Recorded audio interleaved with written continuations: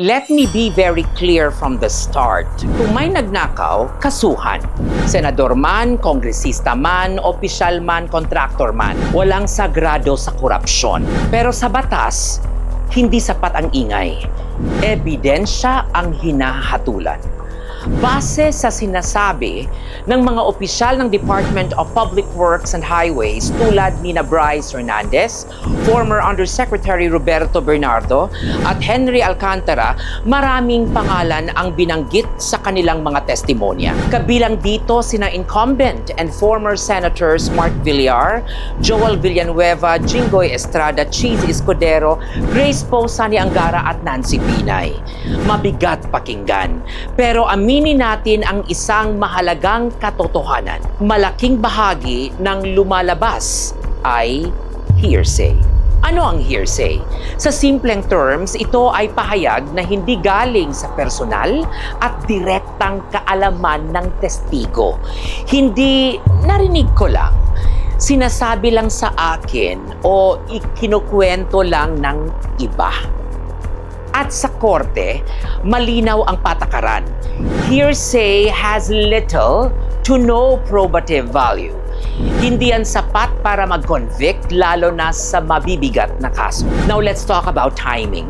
Dahil dito bumabagsak o tumitibay ang kaso. Sa mga allegations, malinaw na binabanggit ang salitang advance payments. Advance, ibig sabihin, ibinigay ang pera bago pa maipasa ang General Appropriations Act. Ang batas na nagbibigay otoridad sa paggastos ng pondo ng gobyerno. Advance, ibig sabihin, bago pa maglabas ang Department of Budget and Management ng Special Allotment Release Order o SARO. Ang dokumentong nagsasabing maaari nang ilabas ang pondo para sa isang partikular na proyekto. Kung ganoon ang timing, malinaw ang punto ng batas. Hindi pa public funds ang pinag-uusapan sa sandaling iyon. At dito dapat maging matalino ang prosekusyon.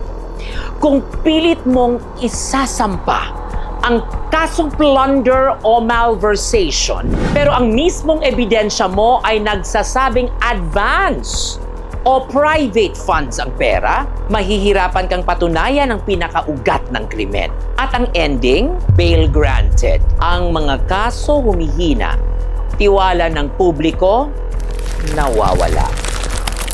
Kaya ito ang punto ko. At malinaw ito kung ang ebidensya ay tungkol sa impluwensya, komisyon, SOP at pabor kapalit ng pera, ang tamang kaso ay hindi plunder, bribery, violations of the Anti-Graft and Corrupt Practices Act, falsification of documents, money laundering kung may paper trail.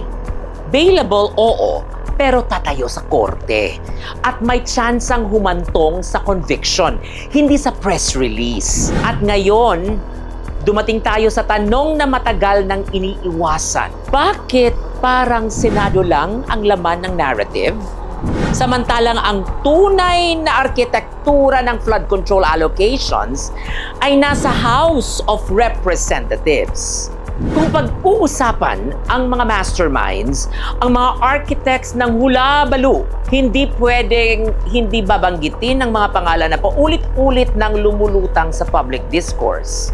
Martin Romualdez, Zaldico, Tony Pet Albano, Dong Gonzales Jr., Edwin Guardiola, and the list continues. Hindi ko sinasabing sila ay guilty. Ang sinasabi ko, sila ay dapat silipin.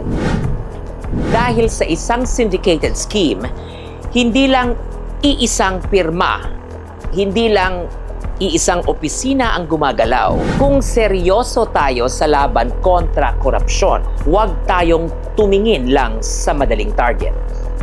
Follow the money, yes, but more importantly, don't miss the masterminds. Dahil kapag mali ang kaso at mali ang tinutumbok, ang tunay na salarin ay mananatiling ligtas habang ang taong bayan, baha pa rin ang inaabot.